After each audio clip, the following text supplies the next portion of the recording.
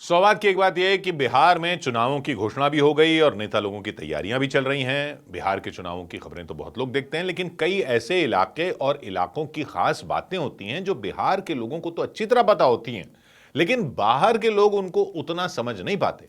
तो बिहार के चुनाव को समझने के लिए थोड़ा बहुत बिहार को भी समझना जरूरी है।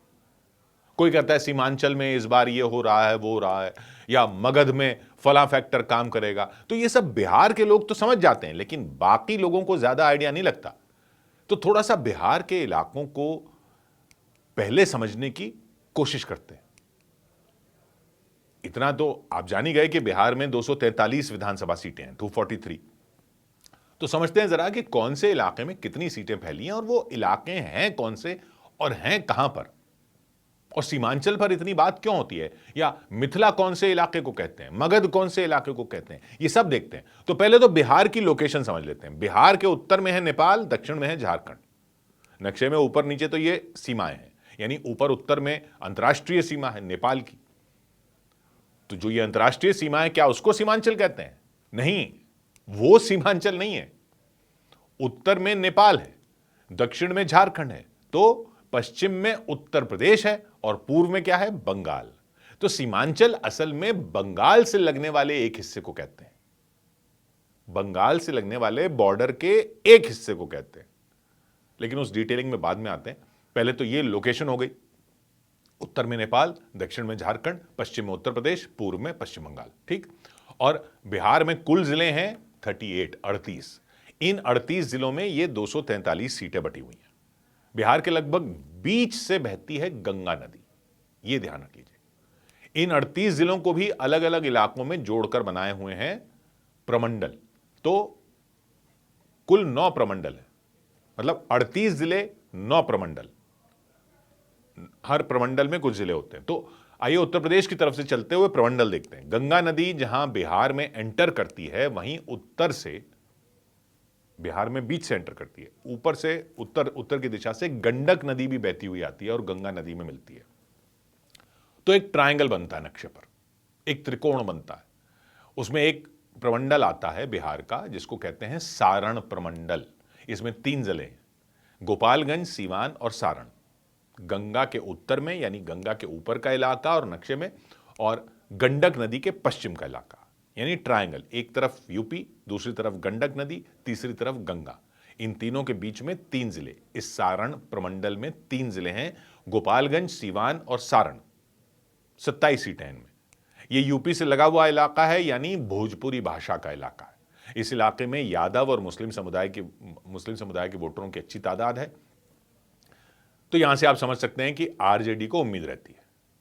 गंगा के उत्तर में ही रहते हुए आगे बढ़ेंगे। अगला प्रमंडल कहलाता है तिरहुत, यानी अब गंगा के उत्तर में ही, लेकिन गंडक के दूसरी तरफ। गंडक आपने क्रॉस कर ली, मतलब गंडक के पूर्व में तिरहुत प्रमंडल के 6 जिले हैं। पश्चिम में गंडक के सारण प्रमंडल था, सारण से गंडक क्रॉस की तो तिरहुत आ गया।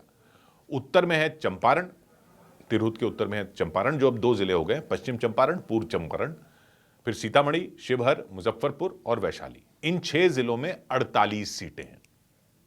यह पूरा भोजपुरी वाला इलाका नहीं है। अब आप गंडक क्रॉस कर चुके हो। यहां भोजपुरी बोलने वाले भी हैं, लेकिन मैथिली बोलने वाले उनसे ज्यादा बताए जाते हैं। जो चंपारण के उधर यूपी की तरफ, चंपारण की तरफ जो यूपी की साइड है, वहां भोजपुरी है, लेकिन फिर जैसे यूपी से आगे बढ़ते हैं तो यह मैथिली का इलाका हो जाता है। यहां बीजेपी को उम्मीद ज्यादा रहती है। इससे आगे गंगा के उत्तर में रहते ही, ऊपर ही रहते हैं, अगला प्रमंडल है दरभंगा प्रमंडल। इसमें 3 जिले हैं, मधुबनी, दरभंगा और समस्तीपुर। और यह एक तरह से पूरा मैथिली भाषा का इलाका है। गंडक से क्रॉस किया आपने, उसके बाद प्रमंडल आया तिरहुत, तिरहुत के बाद आया दरभंगा प्रमंडल। यह सब मैथिली इलाका है और इस इलाके में भी बीजेपी को ज्यादा उम्मीद रहती है। इन 3 जिलों में, तो दरभंगा प्रमंडल के 3 जिले हैं, उनमें 37 सीटें हैं। इसके आगे और चलें, गंगा के उत्तर में ही रहते हुए, लेकिन अब हम कोसी नदी को क्रॉस करेंगे। दरभंगा प्रमंडल वहां तक है जहां तक कोसी नदी है। फिर कोसी, पहले हमने गंडक क्रॉस की ऊपर, गंगा के ऊपर ही, फिर कोसी क्रॉस करेंगे। कोसी नदी को क्रॉस करने के बाद आता है कोसी प्रमंडल, मतलब कोसी नदी के पश्चिम में है दरभंगा प्रमंडल और उसके पूर्व में है कोसी प्रमंडल। एक साइड कोसी नदी के दरभंगा प्रमंडल, दूसरी साइड कोसी प्रमंडल। दोनों प्रमंडल गंगा के उत्तर में ही है। अभी हम ऊपर ही हैं गंगा के। कोसी प्रमंडल में भी 3 जिले हैं, सहरसा, मधेपुर और सुपौल। इन 3 जिलों में 13 सीटें हैं। यह भी पूरा मैथिली भाषा का इलाका है, लेकिन यहां यादव समुदाय के वोटरों की आबादी ठीक ठाक है। भोजपुरी का इलाका तो यूपी की साइड से छोड़ दिया, वह मैथिली का इलाका है। तो यादव समुदायों की वोटरों की संख्या ठीक ठाक है, तो कोसी प्रमंडल में आरजेडी को उम्मीदें ज्यादा रहती हैं। इससे आगे गंगा के उत्तर में ही अगला प्रमंडल, अब हम बंगाल की तरफ जा रहे हैं, पूर्णिया प्रमंडल। उसमें भी 4 जिले हैं, अररिया, किशनगंज, पूर्णिया और कटिहार। इसके बाद पश्चिम बंगाल आ जाता है। तो ये जो प्रमंडल है, इन 4 जिलों का, अररिया, किशनगंज, पूर्णिया और कटिहार, इस प्रमंडल को ही मोटे तौर पर कहा जाता है सीमांचल, क्योंकि बंगाल की भी बहुत संकरी सी पट्टी है, वहां पे संकरी सी जमीन है जहां ये बॉर्डर है बंगाल का, क्योंकि उसके आगे ही बांग्लादेश है। तो इसको कहते हैं सीमांचल। इन 4 जिलों में 25 सीटें हैं। यहां मुस्लिम आबादी ज्यादा है, तो यहां मैथिली के साथ उर्दू भी बहुत बोली जाती है। तो वहां से हम शुरू हुए थे यूपी से, भोजपुरी, फिर मैथिली का एरिया आया था, फिर ये उर्दू का एरिया आ जाता है, क्योंकि ये मुस्लिम आबादी ज्यादा है। ये इलाका है जहां से विपक्षी गठबंधन को बहुत उम्मीद रहती है, यहां मुस्लिम वोटर बहुत हैं। यहीं से असदुद्दीन ओवैसी की पार्टी को भी बहुत उम्मीद रहती है। तो ये देख लिया हमने गंगा के ऊपर के प्रमंडल।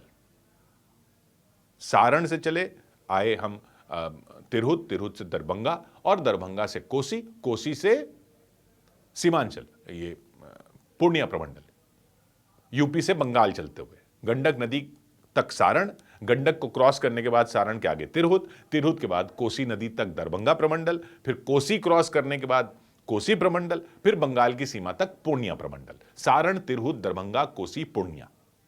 अब ये 5 प्रमंडल आप समझ लीजिए मोटे तौर पर हैं, ये गंगा के उत्तर में।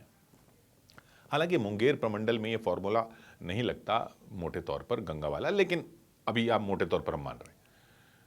फिर अब हम चलते हैं गंगा के दक्षिण में, और फिर यूपी से शुरू करते हैं बंगाल की तरफ, और अब चलते हैं गंगा के दक्षिण में।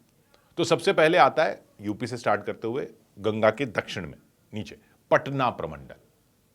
6 जिले हैं, कैमूर, बक्सर, रोहतास, भोजपुर, पटना, नालंदा। 57 सीटें, बड़ा प्रमंडल है।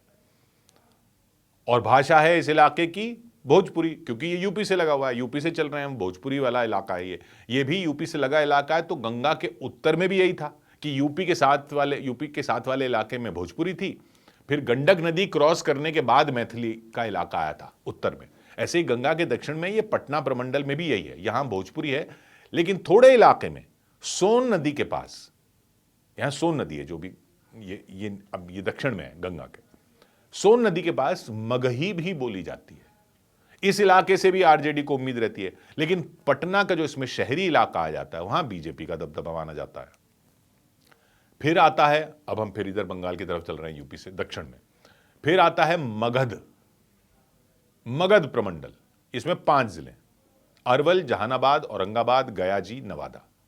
ये झारखंड के बॉर्डर के इलाके, दक्षिण में चल रहे हैं ना, झारखंड के बॉर्डर के इलाके हैं। ये पहले नक्सल इलाके होते थे। 29 सीटें हैं, यहां बोली जाती है मगही। अब सोन नदी के इस तरफ हम आ गए हैं, तो ये मगही हो गया। ऊपर मैथिली था, दक्षिण में मगही। इसके बाद आता है मुंगेर प्रमंडल। इसमें 6 जिले हैं, खगड़िया, बेगूसराय, मुंगेर, लखीसराय, शेखपुरा और जमुई। इसमें 36 सीटें हैं, और यहां भाषा हो जाती है, अब यहां ऊपर तो मैथिली चल रही थी गंगा के उत्तर में, लेकिन यहां मगही के बाद फिर भाषा बदल जाती है, आ जाती है अंगिका। मैथिली और मगही भी है इस इलाके में, लेकिन अंगिका ज्यादा है। यहां एनडीए को उम्मीद ज्यादा रहती है। फिर आखिरी प्रमंडल है बंगाल की तरफ जाते हुए, भागलपुर प्रमंडल दक्षिण में। इसमें 2 जिले ही हैं, भागलपुर और बांका। इसमें बंगाल और झारखंड से लगा संथाली आदिवासी इलाका आ जाता है। भाषा यहां पर अंगिका है, अंगिका ही उधर से देखी थी ना हमने मुंगेर प्रमंडल से, अंगिका ही यहां पे ज्यादा है, कुछ संथाली है जो आदिवासी इलाके में। तो ये मुख्य प्रमंडल हो गए। अब इतना तो समझ में आया कि गंगा के उत्तर और दक्षिण से बांटकर बिहार को समझा जा सकता है। यूपी की साइड के इलाके में भोजपुरी है, उत्तर में भी दक्षिण में भी गंगा के। फिर गंगा के उत्तर में मैथिली आ जाती है भोजपुरी के बाद, और दक्षिण में मगही और अंगिका आ जाती है मोटे तौर पर। गंगा के उत्तर में बंगाल की तरफ का इलाका जो है, उत्तर में बंगाल की तरफ का इलाका वो सीमांचल है, जहां मुस्लिम आबादी ज्यादा है। बाकी आगे समझते रहेंगे। 100 बात की एक बात।